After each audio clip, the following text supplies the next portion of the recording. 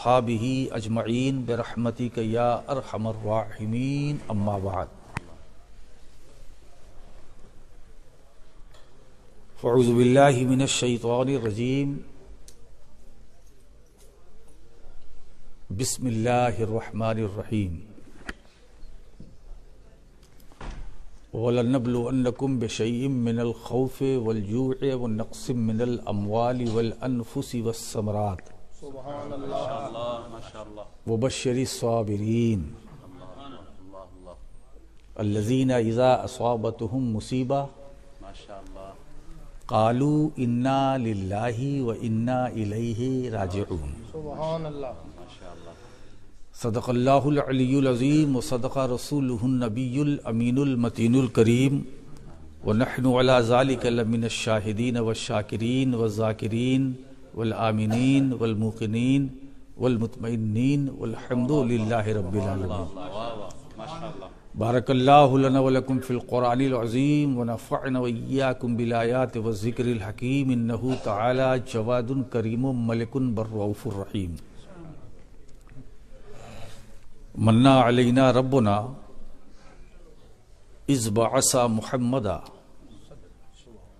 ایدہ بایدہ ایدنا باحمدا، Ursula مبشرا Ursula ممجدا، صلو علیہ دائما صلو علیہ سرمدا، اللہم صلی علی سیدنا مولانا محمد وعلی آل سیدنا مولانا محمد بارک وسلم کما تحب و ترضى بأن تصلی علیہ صلاۃ و سلام علیک یا رسول اللہ صلی اللہ تعالی علیہ وسلم۔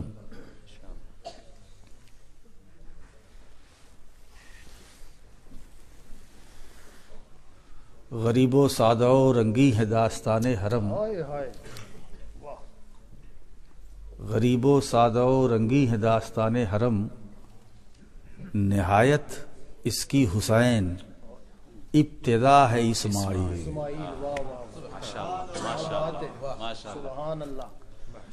علامہ اقبال نور اللہ مرقدہ، اس دو مصرے کے اندر پورے فلسفہ شہادت کو، شہادت کا وہ تصور اور سیدنا ابراہیم علیہ السلام کا وہ خواب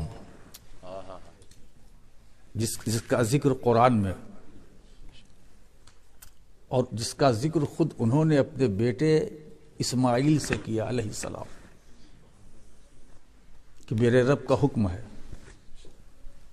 کہ میں تمہیں خدا کی راہ میں قربان کروں۔ کیا سعادت مندی تھی، کیا جذبہ تھا، کیا ایثار تھا۔ یہ قربانی بھی عجیب ہے، خدا کی راہ میں۔ انہوں نے کہا ابا جان پھر آپ اپنے خواب کو سچا کر کے دکھائیے، مجھے صبر کرنے والوں میں پائیں گے۔ میں قرآنی مفہوم آپ کے سامنے پیش کر رہا ہوں۔ آپ کو اللہ نے جو حکم دیا ہے آپ کیجئے۔ آپ سنتے چلے آ رہے ہیں، کتابوں میں ہے، حضرت ابراہیم علیہ السلام نے چھری چلائی۔ اب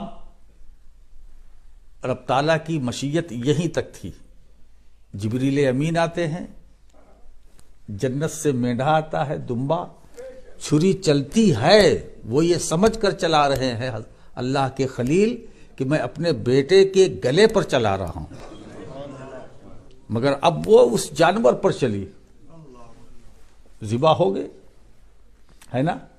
اب ادھر سے پھر وہی آ رہی ہے، اے ابراہیم تم نے اپنے خواب کی تصدیق کر دی۔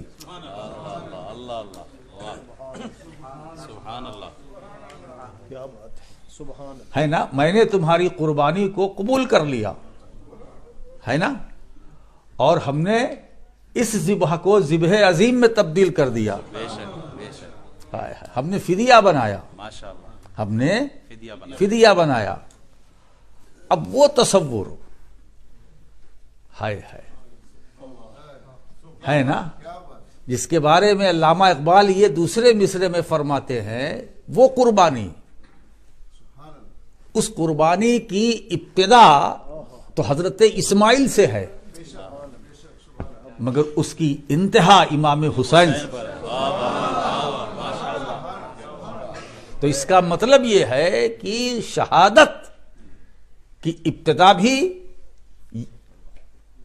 اسی خاندان سے اور انتہا بھی اسی خاندان سے۔ تو اس کا مطلب یہ ہے کہ ہم بڑے خوش نصیب ہیں کہ ابتدا بھی ہمارے سینے میں ہے اور انتہا بھی ہمارے سینے میں ہے۔ ابتدا بھی ہمارے سینے میں ہے، ابتدا بھی اور انتہا بھی۔ ابتدا اور انتہا ایک امتی نے، نہ اس کا کوئی جواب نہ ان کا کوئی جواب۔ ہائے ہائے، تو یہ داستان حرم غریب بھی ہے، رنگین بھی ہے، سادہ بھی ہے۔ یہ اپنے دامن میں کائنات کی ساری وسعتوں کو سمیٹے ہوئے ہے، سبحان اللہ، ساری وسعتوں کو سمیٹے ہوئے ہے میرے دوستو۔ مگر ایک بات ابتدا اور انتہا کی بات آئی تو میں کہوں گا کہ ٹھیک ہے، وہ ذبح عظیم کا تصور جو قرآن دے رہا ہے اس کی تکمیل تو وہاں نہ ہو سکی، اس کی تکمیل شہادت حسین سے ہوئی ہے، اس کی تکمیل شہادت حسین سے ہوئی ہے۔ آئے ہے، ایک بات بتاؤں کہ تکمیل دین سرور کونین سے ہوئی، اور دین نبی کو زندگی بخشی حسین نے۔ ابتدا انتہا۔ حضرات، اللہ تعالی آزمائشوں میں ڈالتا ہے، کن کو ڈالتا ہے؟ سب کو نہیں۔ یہ جو امتحان ہوتا ہے سب سے نہیں، سب سے نہیں۔ جو بہت مقرب ہوتے ہیں اور جو بہت محبوب ہوتے ہیں، آزمائش اور ابتلا میں انہی کو ڈالا جاتا ہے، سب کو نہیں۔ امتحان سب سے نہیں، آزمائش میں سب کو نہیں ڈالا جاتا، آزمائش میں اسے ڈالا جاتا ہے جو اس کا اہل ہوتا ہے، جو اس کا اہل ہوتا ہے۔ اور یہ بڑا ضروری تھا، حسنین کریمین۔ اب ایک بات بتاؤں دوستو، امام حسین کی شہادت یہ صرف حسین کی شہادت نہیں ہے، شہادت حسین صرف حسین ابن علی کی شہادت نہیں ہے، یہ میرے مصطفیٰ کریم کی شہادت ہے۔ اس لیے کہ میرا نبی جامع الصفات، الگ الگ صفتیں، خوبیاں جو الگ الگ نبیوں میں تھی، سرکار میں سب جمع، اب یہی ایک صفت رہ گئی۔ تو مشیت نے دیکھا کہ میرا محبوب اس صفت سے خالی کیوں رہے، ہے نا؟ تو اب اس صفت کو اپنے محبوب میں جمع کرنے کے لیے حسنین کا انتخاب ہوا۔ اب شہادت کی دو صورتیں، ایک شہادت خفی، ایک شہادت جلی۔ اب مصطفیٰ کی صفات میں، ذات میں دونوں کو جمع کرنا تھا، تو شہادت خفی امام حسن کے ذریعے آئی اور شہادت جلی امام حسین کے ذریعے آئی۔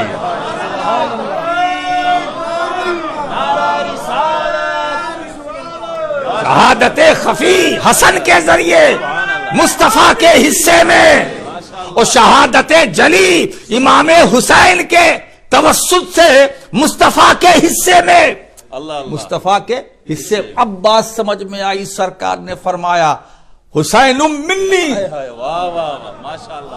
وانا من حسین، حسین مجھ سے ہے میں حسین سے ہوں، حسین مجھ سے ہے میں حسین سے ہوں۔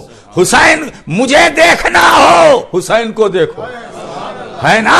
حسین کو دیکھنا ہو مجھے دیکھو، اگر رسول کا جلوہ دیکھنا ہے تو جلوہ حسین دیکھو۔ اور دوستو تو حسین مجھ سے ہے، حسین مجھ سے ہے، میں حسین. کیا محبت ہے صاحب، کیا محبت ہے، کیا محبت ہے. اب مجھے وہ حدیث بھی یاد آ رہی ہے. کیا بات ہے، اب تو بات میں بات نکل رہی ہے. اب مجھے بھی نہیں معلوم کہ میرا سفر خطابت کہاں ختم ہوگا، اس لیے کہ یہ موضوع ایسا ہے جو نہ ختم ہونے والا ہے. اب اس پر بولنے والے 1400 سال سے بول رہے ہیں. یہ نہ ختم ہونے والا عنوان ہے. ایک بات بتاؤں، نبی اور آل نبی یہ ہمارے خطبہ کے خطاب ہی کا عنوان نہیں ہے، یہ تو ساری کائنات کا عنوان ہے. یہ تو ساری کائنات کا عنوان ہے، میں نہیں. بیدم وارسی بھی کہتے ہیں بیدم یہی تو 5 ہے. مقصود کائنات خیر النساء حسین و حسن مصطفیٰ علی. الحسن والحسین سیدہ شباب اہل الجنہ. یہ حسن حسین جنتی جوانوں کے سردار ہیں. اس میں سب سے قیمتی لفظ اس ترجمے میں ہے، سردار ہیں. ہوں گے نہیں، ہیں. بہت خوب. ایسا نہیں ہے کہ جنت میں جا کر سرداری ملے گی. اس کا مطلب یہ نہیں سیدھے سیدھے مبتدا خبر. مبتدا خبر. زید کھڑا ہے، علامہ صاحب بیٹھے ہیں. علامہ صاحب بیٹھے ہیں، ہے نا؟ تو ظاہر سی بات ہے بیٹھے ہیں. اب یہ کہیں گے بیٹھیں گے، بیٹھیں گے تو گے میں یہ احتمال ہے کہ ابھی جب آئیں گے تب بیٹھیں گے. یہ تو یہاں موجود ہیں، علامہ یہاں بیٹھے ہیں، اس کا مطلب ان کا وجود یہاں ہے، یہ اس مجلس میں ہے، اس بزم میں ہے. تو حسن و حسین جنتی جوانوں کے سردار ہیں، ہوں گے نہیں. یہ کیسے ہو سکتا ہے کہ حضور بات کریں سیادت کی دنیا میں اور سرداری ملے جنت میں؟ جس وقت نبی نے کہا یہ سردار ہے تو سردار ہیں. اور حضور نے کب فرمایا؟ آپ ذرا اس نقطے پر غور کریں. امام حسن کی 5 سال کی عمر، ان سے چھوٹے امام حسین. اب فرماتے سیدہ شباب اہل الجنہ، یہ جنتی جوانوں کے سردار ہیں. آپ سوچئے، سر مبارک چھوٹا ہے، ہتھیلی چھوٹی ہے، انگلیاں چھوٹی ہیں، پائے مبارک چھوٹا ہے، قامت مبارکہ چھوٹا ہے. 5 سال کی عمر، فرماتے جنتی جوانوں کے سردار ہیں. سرداری دے دی. سبحان اللہ. کیا بات ہے. نبی جب سرداری دے رہے تھے تو عمر نہیں دیکھ رہے تھے. 5 سال کی عمر امام حسن مجتبیٰ کی.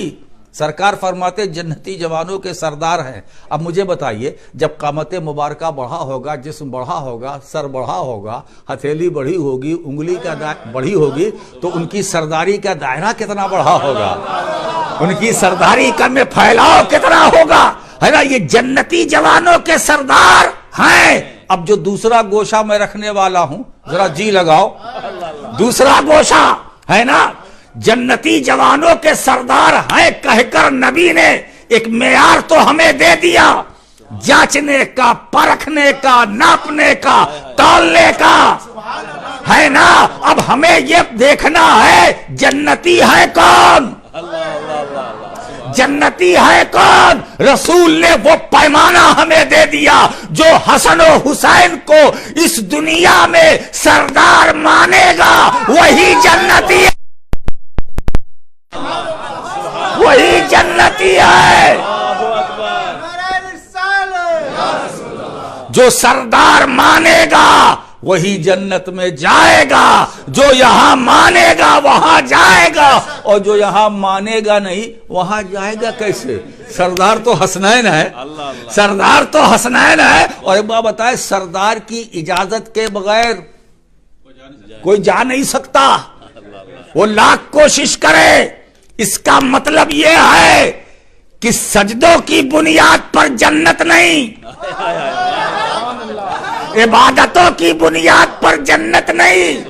میرے دادا محدث اعظم ایک صدی پہلے رحمت اللہ علیہ نے فرمایا، 5 سجدے بھی تھے، روزے بھی، زکوٰۃ و حج بھی، حشر میں کام نہ آیا کوئی رحمت کے سوا، حشر میں کام نہ آیا کوئی رحمت کے سوا۔ معلوم ہوا دوستو، اچھا ایک بات بتاؤں، یہ نماز، روزہ، عبادتیں، جو بھی اعمال ہیں، جو بھی یہ مغفرت کی ضمانت ہیں، بے شک ہیں۔ ہم اہل سنت کو اس کا اعتراف ہے، اقرار ہے، ہمارا عقیدہ بھی ہے۔ نماز مغفرت کا وسیلہ ہے، ہم اہل وسیلہ ہے نا، تو نماز مغفرت کا وسیلہ ہے، زکوٰۃ مغفرت کا وسیلہ ہے، روزہ مغفرت کا وسیلہ ہے، حج مغفرت کا وسیلہ ہے، یہ اعمال خیر مغفرت کا وسیلہ ہے۔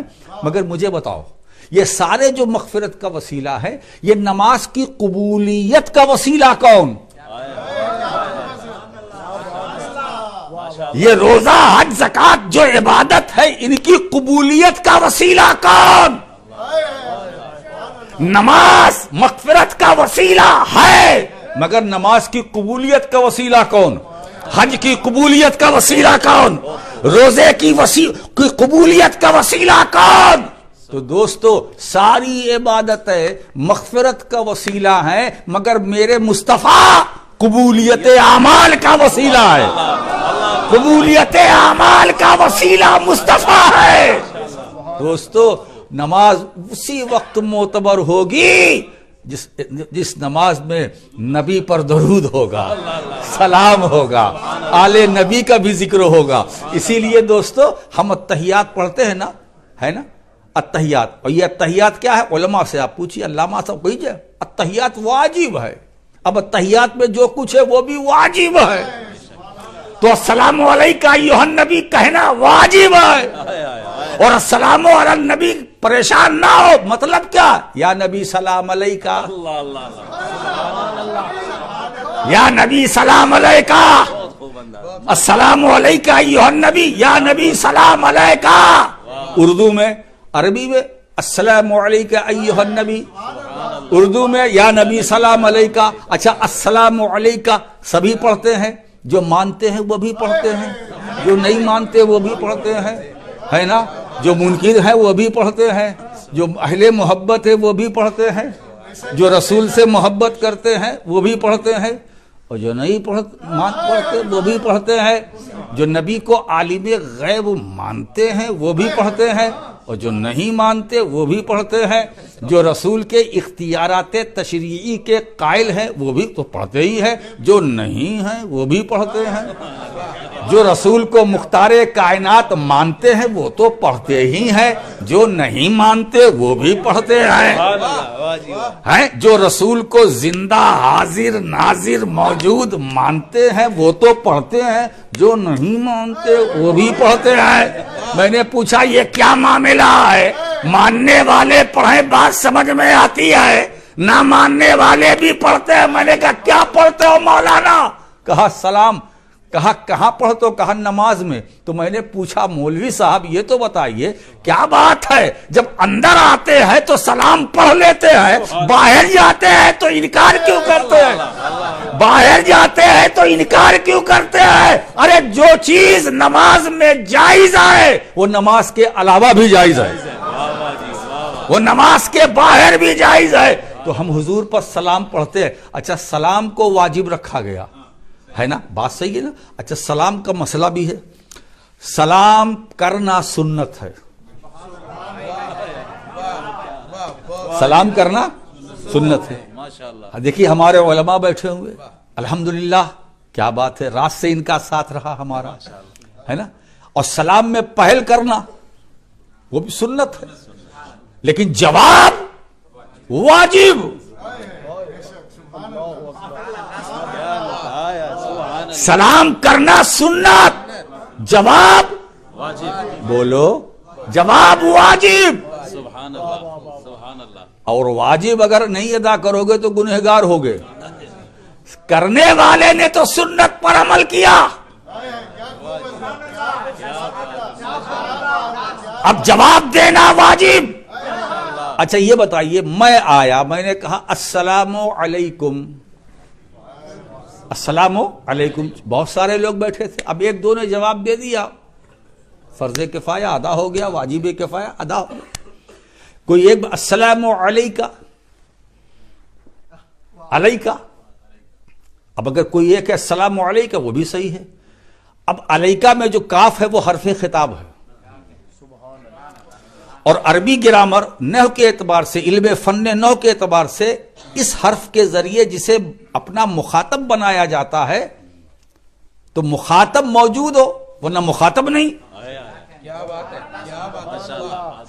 بات ہے نا، مخاطب ہے تو وہ موجود ہے، اور جب موجود ہے تو حاضر بھی ہے، اور جب حاضر بھی ہے تو ناظر بھی ہے. اب میں کہہ سکتا ہوں علامہ صاحب بیٹھے یہ اس وقت حاضر بھی ہے، ناظر بھی ہے. ان کے لیے میں حاضر و ناظر، میرے لیے یہ حاضر و ناظر، اور آپ سب بھی حاضر، آپ سب بھی ناظر. کوئی دقت تو نہیں ہو رہی ہے نا؟ تو اب تم پر سلام، تم پر سلام، تو حرف خطاب کے ذریعے جسے مخاطب بنایا جاتا ہے اس کا مطلب وہ مخاطب کا موجود ہونا ضروری، حاضر و ناظر ہونا ضروری، زندہ رہنا ضروری ہے نا. اب نماز کے اندر آپ نے کہا السلام علیکہ ایھا النبی، ہم امتی کو سلام کرے تو امتی جواب دیتا ہے اور دے گا. ایسا ہو سکتا ہے کہ امتی اپنے نبی کو سلام کرے؟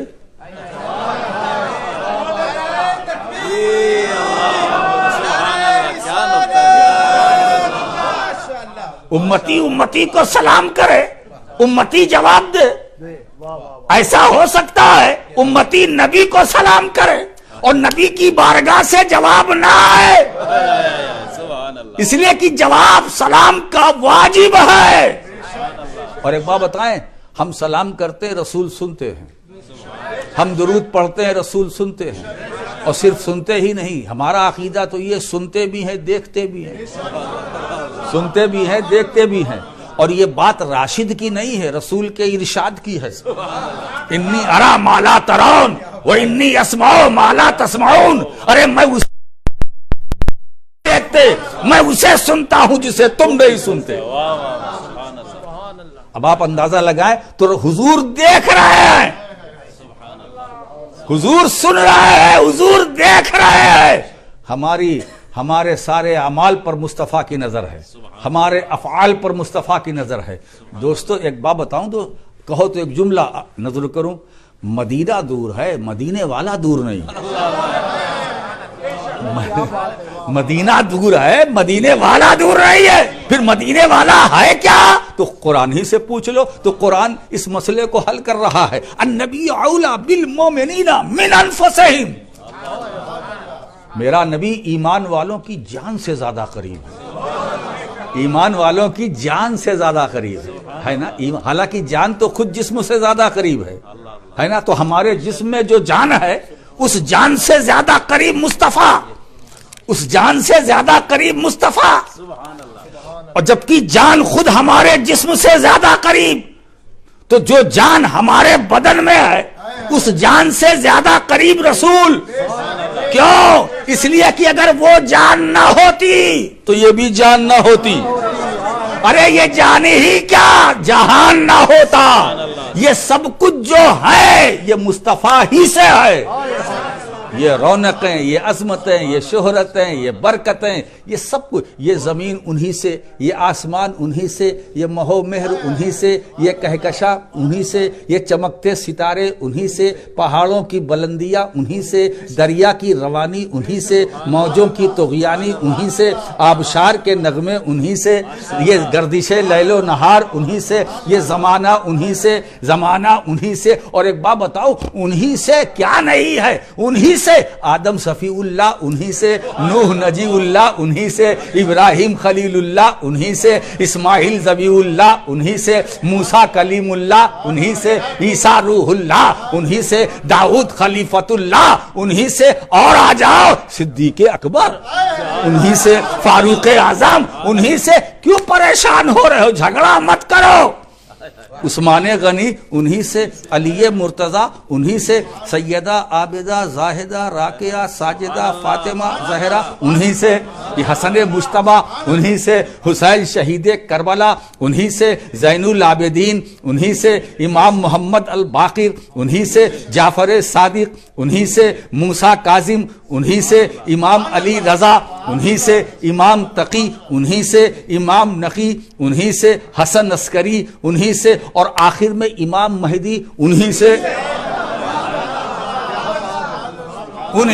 یہ برکتیں ہیں میرے رسول کی، انہی سے خواجہ حسن بصری، انہی سے سری سختی، انہی سے معروف کرخی، انہی سے اب داؤد تائی، انہی سے ابو بکر شبلی، انہی سے جنید بغدادی، انہی سے ابو سعید مخزومی، انہی سے شیخ عبد القادر جیلانی، انہی سے داتا علی حجویری، انہی سے زکریا ملتانی، انہی سے آقائے نقشبند، انہی سے شیخ صاحب الدین سہروردی، انہی سے معین الدین اجمیری، انہی سے قطب الدین بختیار کاکی، انہی سے محبوب الہی، انہی سے نظام الدین اولیاء، انہی سے مخدوم سمنانی، انہی سے علماء، انہی سے پیرا، انہی سے اکابر، انہی سے اصاغر، انہی سے اساتذہ، انہی سے تم ہم، یہ سب انہی سے جتنے ہیں، انہی سے جتنے ہوں گے انہی سے۔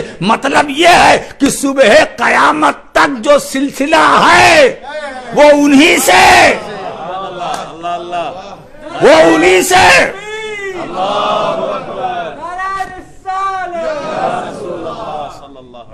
محبوب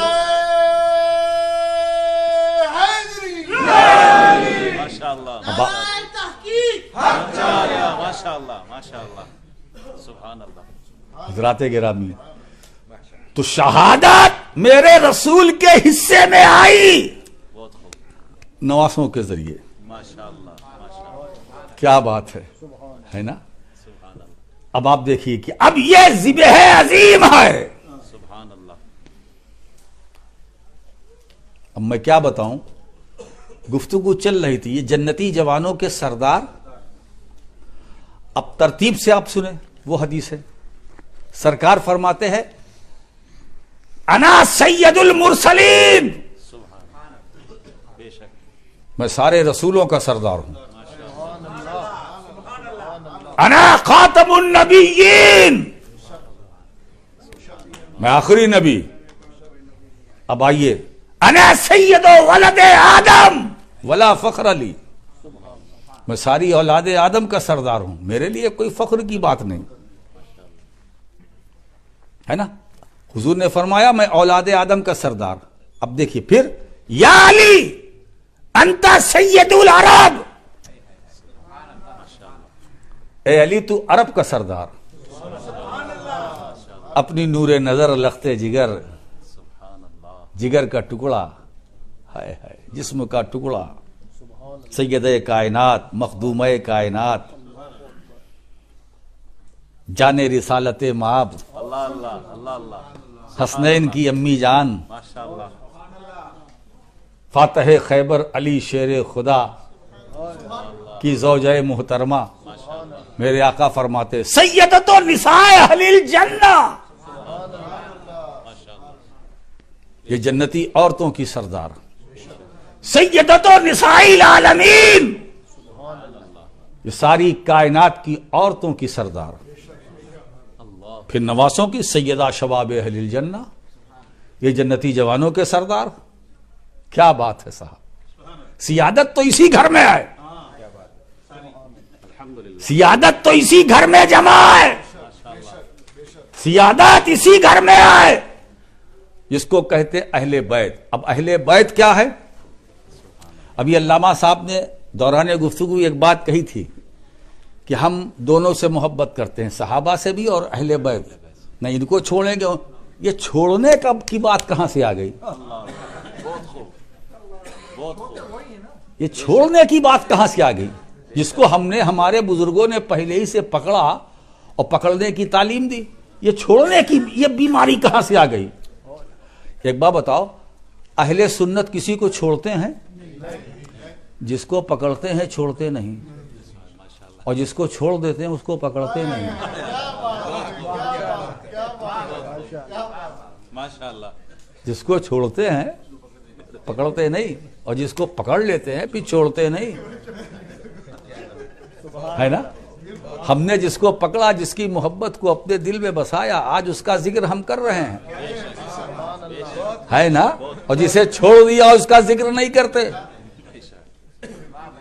اس کا ذکر نہیں کرتے. اور میں تو میرا تو مزاج یہ ہے کہ میں اس کا نام بھی نہیں لیتا. لوگ کہتے ہیں نام لے کے لعنت بھیجو. میں نے کہا کیوں؟ جو دائمی ملعون ہے اس کا ذکر کرنے کی ضرورت کیا ہے؟ نام لے کر محفل کو خراب مت کرو. ماشاءاللہ ماشاءاللہ. حسین کا ذکر کرو تاکہ محفل کی نورانیت اور بڑھے، محفل کی جگمگاہٹ اور بڑھے. کیا بات ہے. واہ واہ. حسین نام ہے عظمت و رفعت و شان و شوکت کا. حسین نام ہے مان و مریادہ کا. حسین نام ہے مصطفیٰ کی تصویر کا. حسین نام ہے اسلام کی عظمت کا. حسین نام ہے دین مصطفیٰ کے تحفظ کا. حسین نام ہے بقائے دوام کا. حسین نام ہے امت کی تقدیر کا. حسین نام ہے ہماری عبادتوں کے تحفظ کا. آج ہمارے سجدے جو سلامت ہے یہ حسین کے سجدے کی ضمانت ہے. آج جو ہماری نمازیں بچی ہوئی ہے وہ کربلا کے امام مظلوم حسین کی نماز کی برکت سے ہے. میرے دوستو، آج ہمارا تحفظ، ہمارے عقیدے کا تحفظ، ہمارے ایمان کا تحفظ، ہمارے عقائد کا تحفظ، ہمارے نظریات کا تحفظ کس نے دیا ہے؟ یہ نواسہ رسول جگر گوشے بطول کی قربانی نے دیا. ہم نہیں بھول سکتے. اب بات آ گئی نا، اب آپ ذرا دیکھیے سرکار کیا فرمائے. کنز الاموال کی ایک حدیث پاک سن لیجئے. حضور فرماتے ہیں اساس الاسلام حبی و حب اہل بیتی. اسلام کی بنیاد حضور فرماتے میری محبت اور میرے اہل بیت کی محبت. یہ اسلام کی بنیاد ہے. رسول کی محبت اور آل رسول کی محبت یہ اہل بیت کی بنیاد ہے. بنیاد اسلام کی بنیاد ہے. محبت رسول اور آل رسول یہ اسلام کی بنیاد ہے. اب ظاہر سی بات ہے کہ بنیاد جتنی ٹھوس ہوگی عمارت اتنی مضبوط ہوگی، اور بنیاد کمزور ہوگی عمارت کمزور ہوگی، اور بنیاد ہی نہیں تو عمارت کا کوئی بھروسہ نہیں. بغیر بنیاد جو دیوار بنائی جاتی ہے وہ کسی وقت گر سکتی ہے، کسی وقت گر سکتی ہے، مگر وہ عمارت، وہ بلڈنگ جس کا فاؤنڈیشن مضبوط ہے وہ گرتی نہیں ہے. آندھی آتی ہے ٹکرا کے چلی جاتی ہے، طوفان آتے ہیں ٹکرا کے چلی جاتی ہے. عمارت کھڑی کیوں بھائی کھڑی؟ اس لیے کھڑی ہے کہ بنیاد مضبوط ہے. ہم اہل سنت کا جو بیس ہے وہ مضبوط ہے. ہم اہل سنت کی جو بنیاد ہے وہ مضبوط ہے. ہم نے کسی ایسے ویسے کا دامن نہیں پکڑا، ہم نے اس اہل بیت کا دامن پکڑا جس کا تعارف اللہ کے نبی نے کرایا. مثل اہل بیتی کسفینۃ نوح من رکبہا نجا ومن تخلف عنہا غرقا. ارے میرے گھر والوں کی مثال نوح علیہ السلام کی کشتی کی طرح ہے. جو اس پر سوار ہو گیا کامیاب ہو گیا، جو الگ ہو گیا ڈوب گیا. جو الگ ہو گیا ڈوب گیا. اسی لیے میرے دوستو، اگر آپ کو سواری کا شوق ہے نا تو اہل بیت کی محبت کی کشتی تیار کر لو. اہل بیت کی محبت کی کشتی بنا لو اور اس پر سواری کر لو، نہ کوئی روکنے والا ہوگا نہ کوئی ٹوکنے والا ہوگا، ہے نا؟ اگر اس محبت کی کشتی پر سوار ہو کر تم قیامت کے دن گزرو گے تو محشر کے سنتری تمہیں دیکھ کے پہچان لیں گے، یہ تو حسین و حسن کا غلام ہے، یہ تو مولا علی کا غلام ہے، یہ جا رہا ہے جانے دو، یہ جا رہا ہے جانے دو۔ تو دوستو اب بات آئی چھوڑنے والی، ہے نا؟ ہم نے جس کو پکڑا کیوں چھوڑیں؟ میں تو یہ کہتا ہوں کہ اس پر بحث ہی نہیں ہونی چاہیے، یہ بڑی جہالت کی بات ہے کہ یہ افضل ہے کہ وہ افضل ہے۔ وہ ایک صاحب نے مجھ سے پوچھا اس میں افضل کون ہے، یہ ہے کہ وہ ہے؟ میں نے کہا وہ تو چھوڑیے کون افضل ہے، آپ سب سے افضل ہیں جناب والا، آپ سب سے افضل۔ کہا آپ نے ایسا کیوں کہہ دیا؟ میں نے کہا ہاں اس لیے کہا ہے، جبھی تو آپ اگر ان سب سے افضل نہ ہوتے تو یہ کیسے کہتے کہ یہ افضل ہیں وہ افضل ہیں؟ یہ تو وہی دعویٰ کر سکتا جو دونوں سے بڑا ہو، یہ تو وہ دعویٰ وہی کر سکتا ہے جو دونوں سے بڑا ہو، ہے نا؟ اب مجھے بتاؤ امام یا امام ابو یوسف کا تو اس کا فیصلہ کون کرے گا؟ امام اعظم کریں گے، ہم نہیں کریں گے۔ اب اگر امام اعظم کسی کے بارے میں کہیں یہ بڑا ہے ہم مان لیں گے، کیوں؟ اس لیے کہ وہ دونوں سے بڑے ہیں، وہ دونوں سے بڑے ہیں۔ دوستو چھوٹے بڑے کی بات کیوں کرتے ہو؟ وہ بھی افضل ہے، وہ بھی افضل ہے، وہ بھی افضل ہے، وہ بھی افضل ہے، وہ بھی فضیلت والی، وہ بھی فضیلت والے، وہ بھی فضیلت والے، وہ بھی فضیلت والے۔ ایک بات بتاؤں، اسی لیے سرکار نے فرمایا کہ انتشار سے بچنے کے لیے حضور نے پہلے ہی بتا دیا تھا، علیکم بسنتی وسنت الخلفاء الراشدین المہدیین، تم پر میری سنت لازم ہے اور میرے خلفائے راشدین کی سنت لازم ہے۔ خلفائے راشدین میں ابو بکر صدیق کی سنت تم پر لازم، فاروق اعظم کی سنت تم پر لازم، عثمان غنی کی سنت تم پر لازم، علی مرتضیٰ کی سنت تم پر لازم، تم پر لازم۔ تو دوستو جب نبی نے پہلے ہی بتا دیا کہ ان سب کی سنت تم پر لازم تو بحث کیسی؟ ایک اور دوسرا معیار کیا اہل سنت کا ہے وہ میں بتا دوں، رسول نے جسے چاہا ہم اسے چاہیں گے،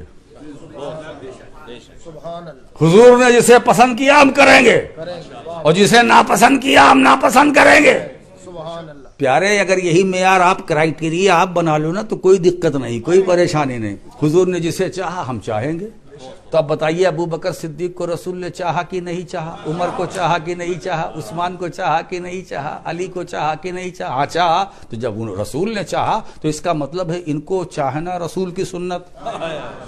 ابو بکر کو ہم چاہیں گے تو یہ رسول کی سنت، عمر کو ہم چاہیں گے تو رسول کی سنت، عثمان کو ہم چاہیں گے تو رسول کی سنت، علی کو ہم چاہیں گے تو رسول کی سنت، سیدہ کائنات کو ہم چاہیں گے رسول کی سنت، حسنین کریمین کو ہم چاہیں گے رسول کی سنت، صحابہ سے پیار رسول نے کیا ہم کریں گے تو رسول کی سنت۔ اور سنت اسی لیے دوستو ہم کہیں سے، یہ ہم خضرو درخت نہیں ہیں، ہم کوئی خضرو درخت نہیں، ہم اہل سنت ہیں۔ اب اگر کوئی ہم سے پوچھے کہ جب آپ اہل سنت ہے یہ آپ کا دعویٰ ہے تو آپ نکلے کہاں سے، تو میں اپنے نکلنے کی جگہ بھی بتا دوں، اسی حدیث سے ہم نکلے ہیں، علیکم بسنتی، تم پر میری سنت لازم۔ ہم نے پکڑ لیا تو اہل سنت ہو گئے۔ اللہ کے رسول نے یہ نہیں حدیثی تم پر میری حدیث لازم ہے، نبی نے نہیں فرمایا تم پر میری سنت لازم ہے۔ تو اہل جواب دو اہل حدیث کہاں سے آئے؟ اللہم صلی علی سیدنا مولانا محمد وعلی آلہ سیدنا مولانا محمد بارک وسلم صلاۃ و سلام علیک یا رسول اللہ صلی اللہ تعالی علیہ وسلم۔ میرے دوستو اسی لیے امام حسین تمہاری عظمتوں کو سلام، جگر گوشے بطول تمہاری رفتوں کو سلام۔ کیا بات رضا اس چمرستان کرم کی، زہرا ہے کلی جس میں حسین اور حسن پھول، زہرا ہے کلی جس میں حسین اور حسن پھول۔ میرے دوستو امام پاک نے، اسی لیے ہم کہتے ہیں کہ اپنے اندر شعور کربلا پیدا کرو اور پیغام کربلا، کربلا سے جو ہمیں پیغام ملا ہے وہ پیغام ہمارے نگاہوں کے سامنے ہونا چاہیے، ہے نا؟ پیغام کربلا کہ اگر بھوکا ہے تو اسے کھلاؤ، پیاسا ہے تو اسے کھلاؤ، غریب ہو تو اس کی مدد کرو، بے سہارا ہو تو اسے سہارا دو، بے چارہ ہے تو اسے چارہ دو، بے چین ہے تو اس کے لیے چین بن جاؤ، بے سکون ہے تو اس کے لیے سکون کا سامان بن جاؤ، پریشان حال ہے تو اس کی پریشانیوں کو دور کر دو۔ میرے دوستو، کربلا کی دھرتی سے ہمیں یہی پیغام ملا ہے کہ اپنے اندر یگانگت پیدا کرو، اخوت کا ماحول بناؤ، بھائی چارے کا ماحول بناؤ، مودت و محبت کی فضا ہموار کرو۔ میرے دوستو، نفرتوں کو دلوں سے نکالو، یہ پیغام کربلا ہے۔ کدورتوں کو دلوں سے نکالو، یہ پیغام کربلا ہے۔ میرے دوستو، ایک بھائی دوسرے بھائی کے لیے سیسا پلائی دیوار بن جائے، یہ پیغام کربلا ہے، یہ پیغام کربلا ہے۔ حق بولو، یہ پیغام کربلا ہے۔ پرچم صداقت کو بلند رکھو، یہ پیغام کربلا ہے۔ اپنے اندر جذبہ شہادت پیدا کرو، یہ پیغام کربلا ہے۔ اپنے اندر ایثار و قربانی کا جذبہ پیدا کرو، یہ پیغام کربلا ہے۔ قرآن کی تعلیمات پر عمل کرو، یہ پیغام کربلا ہے۔ حضور کی سنتوں پر عمل کرو، یہ پیغام کربلا ہے۔ میرے دوستو، اپنوں پرائے سب کا خیال رکھو، یہ پیغام کربلا ہے۔ آج میں اس مختصر سی مجلس کے اندر میں کیا بتاؤں دوستو، ذکر حسین ہو رہا ہے نا، اب یہاں کئیوں کا ذکر ہو رہا ہے نا؟ نواسے کا ذکر ہو رہا تو اس میں نانا کا بھی ذکر ہو رہا ہے، ساتھ میں علی کا بھی ذکر ہو رہا ہے، مادر مشفقہ کا بھی ذکر ہو رہا ہے۔ حضرات گرامی، سوچو وہ حسین جس کو رسول کائنات چومتے تھے، وہ حسن جس کو بوسہ لیتے تھے، کبھی گلوئے حسن کو چوما رسول نے، کبھی گلوئے حسین کو چوما رسول سے۔ اب ایک واقعہ مجھے یاد آ گیا امام پاک کا، کہ سرکار سجدے میں، اشارہ کرتا چلوں، سرکار سجدے میں اور امام حسین نواسا اپنے نانا کی پشت پر سوار۔ اب حضور سجدے سے نہیں سر اٹھا رہے ہیں، حضور سجدے سے۔ اب ایک بتائیے، یہاں ایک دو سوال ہے، حضور سجدے میں گئے تو کس کے لیے؟ اب سر نہیں اٹھا رہے ہیں تو کس کے لیے؟ اب یہاں سنبھل کے جواب دیجئے گا۔ اگر یہ کہے کہ حسین کے لیے تو پھر سوال، کیا سجدہ رسول میں دنیا کا تصور تھا یا دین کا؟ سجدہ مصطفیٰ میں دنیا کا تصور یا دین کا؟ تو پوری امت چیخ چیخ کر یہ جواب دے گی، میرے نبی کا سجدہ دنیا کے تصور سے پاک پاک پاک ہے نا؟ تو کا مطلب جب دنیا کے تصور سے پاک تو نبی کے سجدے میں دین کا تصور۔ اب بات بن گئی، جھکے تھے خدا کے لیے، اٹھ نہیں رہے ہیں دین کے لیے، نواسے کے لیے نہیں۔ اگر حسین فقط نواسا ہوتا تو رسول سجدے سے سر اٹھاتے، مگر اپنے عمل سے مصطفیٰ نے بتایا کہ میرے نواسے کو صرف میرا نواسا نہ سمجھنا، یہ اپنے وجود میں دین ہے، یہ اپنے وجود میں دین ہے نا؟ تو اب سرکار انتظار فرما رہے کس کا؟ دین کا، دین کا۔ اب جتنی دیر پشت نبوت پر، نانا کی پشت مبارک پر نواسا نہیں سوار ہے، دین سوار ہے نا؟ تو سجدہ اللہ کے لیے، سر نہیں اٹھا رہے ہیں دین کے لیے، سر نہیں اٹھا رہے ہیں دین کے لیے، تو اس کا مطلب ہے حسین دین ہے، حسین دین ہے۔ حسین کسی فرد کا نام نہیں، حسین کسی شخص کا نام نہیں، حسین صرف نواسے کا نام نہیں، حسین کسی ماں کے بیٹے کا نام صرف نہیں، حسین کسی باپ کے بیٹے کا نام نہیں، حسین کسی کے بھائی کا نام نہیں، حسین دین ہے۔ یہ ہو گیا نا؟ اب آئیے دوسرا میں آپ کے سامنے رکھتا ہوں۔ حضور سجدے میں، نواسا نانا کی پشت پر، پیچھے مقتدی بھی تو ہیں۔ اب جب امام ایسے اٹھائے اور مقتدی ہم آپ نہیں صحابہ، امام رسول مقتدی صحابہ، صحابہ انتظار کر رہے ہیں رسول کا، ہے نا؟ پوائنٹ پر دھیان دیجئے گا، نبی وہ ہے جن کا انتظار صحابہ کرے، اور حسین وہ ہے جن کا انتظار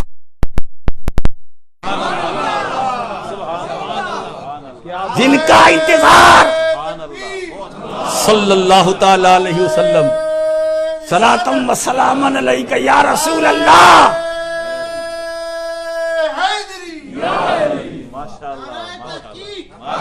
کیا بات ہے کہ منتظر صحابہ، منتظر رسول، اور ادھر تصویر کا دوسرا رخ، منتظر رسول، منتظر حسین، منتظر رسول، منتظر حسین۔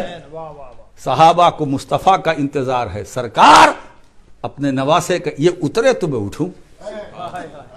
سوچو دوستو، تو جب اتنی تکلیف کہ میرے نواسے کو کہیں تکلیف نہ ہو، کہیں گر نہ پڑے، ہے نا، تو وہ کیا وہ لمحہ رہا ہوگا کہ میدان کربلا میں جب اہل بیت میں سے ایک ایک فرد راہ خدا میں اپنی قربانیاں پیش کر رہے تھے، وہ کیسا وقت رہا ہوگا، میرے سرکار پر کیا گزری ہوگی دوستو۔ سینے پر ہاتھ رکھ کر کے خود غور کرو، آنکھوں کو بند کر کے۔ اسی لیے دوستو ایک بات بتاؤں، وہ امتحان کامیاب کیوں نہ ہوتا کہ جس کا لینے والا بھی یعنی ممتحن بھی مصطفیٰ ہے اور ممتحن بھی مصطفیٰ ہے، وہ کامیاب کیوں نہ ہوتا دوستو۔ امتحان دینے والے بھی رسول ہیں، امتحان لینے والے بھی رسول ہیں۔ جب پشت مبارک سے کہیں گر نہ جائے، چوٹ نہ لگ جائے، تکلیف نہ ہو، سرکار کو یہ گوارا نہیں تھا، وہ لمحہ کیسا ہوگا جس لمحے جس وقت میرے آقا حسین پر تیروں کی بارش ہو رہی تھی، تلواریں چل رہی تھی، کیسا سرکار پر کیا گزرا ہوگا۔ میرے دوستو میں تو یہی کہوں گا، تاریخ یہ کہتی ہے، تاریخ کے پنے، تاریخ کے صفحات یہ کہتے ہیں کہ میدان کربلا میں امام حسین زخموں سے چور ہو کر گھوڑے سے گرے، ہے نا، مگر میرا عشق یہ کہتا ہے، اے حسین تم گھوڑے سے تم گرے نہیں ہو، تم نے گرتی ہوئی انسانیت کو گرنے سے بچایا ہے، گرتی ہوئی امت کو تم نے بچایا ہے۔ میرے دوستو اسی لیے کہنے والے نے خوب کہا ہے کہ قتل حسین اصل میں مرگ یزید ہے، اسلام زندہ ہوتا ہے ہر کربلا کے بعد، اسلام زندہ ہوتا ہے ہر کربلا کے بعد۔ تو کربلا ایک یادگار ہے جہاں سے ہمیں ایک درسگاہ ہے، جہاں سے ہمیں جملہ صفات اسلامیہ کے جوہر ملتے ہیں۔ میرے دوستو شریعت دیکھنی ہو تو کربلا چلو، طریقت دیکھنی ہو تو کربلا چلو، حقیقت و معرفت کے انوار دیکھنے ہیں تو کربلا چلو، اور میرے دوستو قرآن کی تعلیمات اور اس پر عمل کا جذبہ دیکھنا ہے تو کربلا چلو۔ میرے دوستو کربلا ایک درسگاہ ہے، یونیورسٹی ہے، اسلام کا ایک بہترین کالج ہے۔ اگر دیکھنا ہے تو یہ دیکھو، آقا حسین نے اپنے کو نہیں، اپنے نانا کے دین کو بچایا ہے۔ دین کو جو تحفظ ملا ہے وہ حسین کی بلیدان سے ملا ہے، حسین کی شہادت سے ملا ہے، حسین کی قربانی سے ملا ہے۔ اور ایک بات بتاؤں، دین کو بچانے کے لیے کوئی کہہ سکتا تھا، تعداد دیکھیے کیا خوبصورت تعداد ہے، 72، 72، نہ 1 نہ 3، نہ 1 نہ 3، یعنی نہ 71 نہ 73، 2۔ اسلام کو بس اتنی کی ضرورت تھی، ہے نا؟ سوچو، اسلام بچانے کے لیے 72 اور مٹانے کے لیے ہزاروں، مٹانے والوں کی تعداد ہزاروں ہزار، اور جو بچانے والے تھے 72۔ کیا بات ہے صاحب، 72۔ اسی لیے بہت پہلے محدث اعظم ہند رحمت اللہ علیہ کا ایک شعر مجھے یاد آ گیا کہ فلک سے فخر سے کہتی ہے کربلا کی زمین، فلک سے فخر سے کہتی ہے کربلا کی زمین، تو ایک مہر پہ نازا ہے، میں 72 پر، تو ایک مہر پہ نازا ہے، میں 72 پر۔ اسلام میں 72 کا بڑا مقام ہے، اونچا مقام ہے۔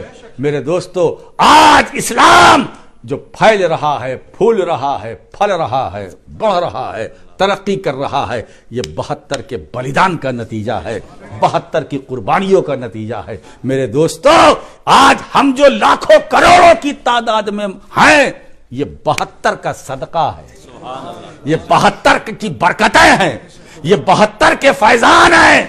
حضرات گرامی، اسی لیے یہ بہت خوبصورت عدد ہے، اور روایتوں کے اندر یہ ہے کہ سیدہ کائنات کے جسم پاک پر جو کپڑا تھا، اس میں جو پیون لگے تھے، ان کی بھی تعداد 72، اور امام حسین پر جو زخم جتنے وار ہوئی، تلوار تیر، ان کی بھی تعداد 72۔ صرف افرادی 72 نہیں، کیا مطابقت ہے، کیا مناسبت ہے۔ فاطمہ کا لال اگر 72 کے ساتھ میدان کربلا میں ہے تو یہ عدد ہمارے لیے باعث حیرت نہیں، باعث برکت ہے۔ سیدہ کائنات کے جسم پاک پر جو کپڑا تھا، اس میں جو پیون لگا تھا، ان کی بھی تعداد 72۔ حضرات گرامی، اسلام جو آج ہے، زندہ ہے، یہ 72 ہی کا نور ہے، وہ 72 ہائے ہائے وہ نور ہے۔ اسی لیے میرے دوستو یاد رکھو، ہم نہ کربلا کو فراموش کریں گے، نہ کربلا والوں کو فراموش کریں گے۔ کربلا بھی زندہ ہے اور کربلا کا امام بھی زندہ ہے۔ مجھے بتائیے، یہ تخت پر بیٹھنے والا، ایک بات بتاؤں، اس تخت پر بیٹھ کر کامیابی نہیں ملتی ہے، سلطنت سے کامیابی نہیں ملتی ہے، اقتدار سے کامیابی نہیں ملتی ہے، یہ بڑے بڑے محلوں اور بنگلوں میں رہنے سے کامیابی نہیں ملتی ہے۔ میرے دوستو، اگر تخت پر بیٹھنے سے کامیابی ملتی تو یزید کو بڑا کامیاب ہونا چاہیے تھا، اگر دولت و ثروت سے کامیابی ملتی تو نمرود کو بڑا کامیاب ہونا چاہیے تھا، اگر اقتدار اور حکومت سے کامیابی ملتی تو میرے دوستو فرعون کو کامیاب ہونا چاہیے تھا، شداد کو کامیاب ہونا چاہیے تھا۔ مگر دنیا نے دیکھ لیا یہ تماشا کہ تخت پر بیٹھنے والا یزید ناکام ہو گیا اور خنجر کے نیچے رہنے والا حسین کامیاب ہو گیا۔ صلی اللہ علیہ نبی الامی والے صلی اللہ تعالی علیہ وسلم، صلاۃ و سلام علیک یا رسول اللہ۔ میرے دوستو، اب ایک خوبصورت گلدستہ تمہید کا تیار ہو گیا۔ اب آئیے سورۃ البقرہ کی اس آیت کی طرف، ہم تمہیں ضرور آزمائیں گے، ہے نا؟ وَلَنَبْلُوَنَّكُمْ بِشَيْءٍ مِّنَ الْخَوْفِ، خوف سے، وَالْجُوعِ، ہے نا، بھوکا رکھ کر، پیاسا رکھ کر، مال کی کمی سے، جانوں کی کمی سے، پھلوں کی کمی سے، رزق کی کمی سے، یہ 5 صورتیں بیان کی ہے۔ وَلَنَبْلُوَنَّكُمْ بِشَيْءٍ من الخوف والجوع ونقص من الاموال والانفس والثمرات، یہ سورۃ البقرہ میں ہے۔ ہم تمہیں ضرور آزمائیں گے، لام تاکید، بانون تاکید، ثقیلہ درفعل مستقبل معروف، لنبلونکم اے لنختربنکم، علامہ جلال الدین سیوطی فرماتے ہیں جلالین شریف میں، ہم تمہیں ضرور آزمائیں گے ان 5 سے، 5 میں سے کسی ایک سے نہیں، 5، ہائے ہائے، ہے نا، ہم بھوکا رکھ کر، خوف سے، پیاسا رکھ کر، جان کی کمی، مال کی کمی، ہم تمہیں آزمائیں گے۔ میرے دوستو، قرآن کی تلاوت کرنے والوں، سورۃ البقرہ میں اس آیت کی تلاوت کرو، اور اگر یہ 5 خوبیاں کسی ایک جگہ جمع ہے دیکھنا چاہتے ہو تو اس جگہ کا نام کربلا ہے، اس جگہ کا نام کربلا ہے نا۔ وَلَنَبْلُوَنَّكُمْ بِشَيْءٍ مِّنَ الْخَوْفِ وَالْجُوعِ وَنَقْصٍ مِّنَ الْأَمْوَالِ وَالْأَنفُسِ وَالثَّمَرَاتِ، یہ 5 صورتیں جو آزمائش کے لیے رب نے رکھی تھی، یہ 5 کو میدان کربلا میں جمع کر دیا گیا۔ میرے دوستو، اگر اس کی عملی تفسیر دیکھنا ہے تو حسین کی شہادت دیکھو، اس کی عملی تفسیر دیکھنا ہے تو حسین کا کریکٹر دیکھو، حسین کا نظریہ دیکھو، حسین کا انداز دیکھو۔ میرے دوستو، بھوک ہے، بھوکے ہیں، مگر زبان پر خدا کی حمد و ثنا ہے، زبان پر خدا کی حمد و ثنا ہے۔ ہم بھی دوستو، آپ بھی جب راحت میں تو ہم الحمدللہ کہتے ہیں، مگر جب کوئی تکلیف ہوتی ہے تو ہماری زبان سے الحمدللہ نہیں کہتے نکلتا ہے نا، مگر ایک ہمارا تمہارا الحمدللہ ہے، ہم کہتے ہیں کسی اور موقع پر، مگر میرے آقا حسین کا الحمدللہ دیکھو، بھوکے ہیں فرماتے ہیں الحمدللہ، پیاسے ہیں فرماتے ہیں الحمدللہ۔ دوستو ایک ایک کر کے راہ خدا میں اپنی جان کا نذرانہ پیش کر رہے ہیں، امام فرماتے ہیں الحمدللہ، علی اصغر گئے فرمایا الحمدللہ الحمدللہ، ہمارا الحمدللہ اور ہے، اور نواسے مصطفیٰ کا الحمدللہ اور ہے۔ دوستو جب ہم الحمدللہ کہنے میں نواسے کی طرح نہیں ہوئے، جب الحمدللہ کہنے میں ہم امتی کی طرح نہ ہو سکے تو نبی کی طرح کیا ہوں گے؟ تو نبی کی طرح کیسے ہو سکتے ہیں؟ میرے دوستو امام علی مقام امام حسین نے اپنی جان کو راہ خدا میں پیش کر کے اپنے نانا کے دین کو بچا لیا، اسلام کو بچا لیا، دین کی عظمتوں کو بچا لیا، قرآن کو بچا لیا۔ اور ایک بات بتاؤں، وہ ابھی میرے پیشرو خطیب جو ہمارے امام صاحب ہیں بول رہے تھے، وہ انگلش میں بول رہے تھے، مگر وہ حصہ میرے ذہن میں محفوظ ہے کہ میں تم میں دو چیزیں چھوڑے جا رہا ہوں، وہ بھاری بھرکم ہیں، ایک قرآن دوسرے اہل بیت، ایک قرآن اور دوسرے اہل بیت، دونوں کو مضبوطی سے پکڑے رہنا ہے نا، کبھی گمراہ نہیں ہوگے۔ جس نے قرآن پکڑا اہل بیت چھوڑ دیا گمراہ ہو گیا، اور جس نے اہل بیت کو پکڑا قرآن چھوڑ دیا وہ بھی گمراہ ہو گیا۔ دونوں کو پکڑو، اگر پکڑنے کا آپ کو شوق ہی ہے تو دونوں کو پکڑو، قرآن پکڑو اہل بیت کو پکڑو، قرآن پکڑو اہل بیت کو پکڑو، اور دونوں کا ساتھ رسول نے کیا، نہ قرآن اہل بیت سے الگ ہے نہ اہل بیت قرآن سے الگ ہے۔ اور دوسری بات یہ نکتہ یہ ہے کہ قرآن کو سمجھنا ہے تو اہل بیت سے سمجھو، اہل بیت کو سمجھنا ہے تو قرآن سے سمجھو۔ مطلب یہ ہے کہ اگر علی کو سمجھنا ہے تو قرآن سے سمجھو، قرآن کو سمجھنا ہے تو علی سے سمجھو، فاطمہ کو سمجھنا ہے تو قرآن سے سمجھو، قرآن کو سمجھنا ہے تو فاطمہ سے سمجھو، اگر حسن کو سمجھنا ہے تو قرآن سے سمجھو، قرآن کو سمجھنا ہے تو امام حسن سے سمجھو، اگر حسین کو سمجھنا ہے تو قرآن سے سمجھو، اگر حسین کو سمجھنا ہے تو قرآن سے سمجھو، قرآن کو سمجھنا ہے تو حسین سے سمجھو۔ حسین تو میں چھوڑے جا رہا ہوں دو بھاری بھرکم۔ دوستو حسین نے قرآن کو نہیں چھوڑا، ساتھ ہے نا، اب قرآن حسین قرآن کے ساتھ اور قرآن حسین کے ساتھ، وہ کیسے جب میدان کربلا میں عاشورے کا دن جب میرے امام زخموں سے چور ہو کر زمین پر آ رہے ہیں تو دنیا کہتی حسین چلے گئے، حسین مٹ گئے، حسین فنا ہو گئے، تو اس وقت قرآن کہتا ہے نبی نے میرا تیرا ساتھ کیا۔ جب ساری دنیا قرآن بول رہا ہے، جب ساری دنیا یہ کہے گی کہ حسین مر گئے، حسین مٹ گئے، حسین فنا ہو گئے، تو اے حسین اس وقت تمہارے نانا کا لایا ہوا قرآن اعلان کرے گا، نہیں لا تقولوا لمن يقتل فی سبیل اللہ اموات بل احیاء ولکن لا تشعرون۔ ارے جو اللہ کی راہ میں جانے والے ہیں انہیں مردہ مت کہو، انہیں مردہ مت کہو۔ جب مرنے کا اعلان لوگ کریں گے تو تمہارا ساتھی قرآن تمہاری زندگی کا اعلان کرے گا، تمہارا ساتھی قرآن تمہاری زندگی کا اعلان کرے گا۔ حسین تم زندہ ہو، تم زندہ ہو، ایسے زندہ ہیں بل احیاء، بل تو تدارک کے لیے آتا ہے نا، اس میں کوئی کھٹکا، کوئی شبہہ نہیں ہے، کوئی اشکال نہیں ہے۔